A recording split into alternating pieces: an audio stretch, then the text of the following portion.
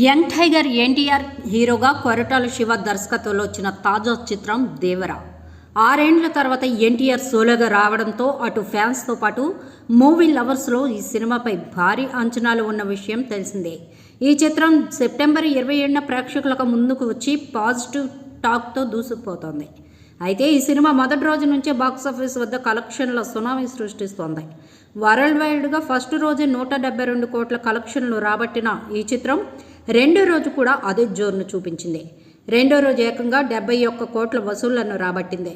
దాంతో 2 రోజుల్లో 243 కోట్లు వసూళ్లు సాధించింది. ఆదివారం హాలిడే కావడం, దసరా సెలవులు వస్తుండడంతో ఈ సినిమా కలెక్షన్లు మరింత పెరిగే అవకాశం ఉంది. ఈ సినిమాలో జాన్వీ కపూర్ కథానాయికగా నటించగా సైఫ్ అలీ ఖాన్ విలన్గా నటించాడు.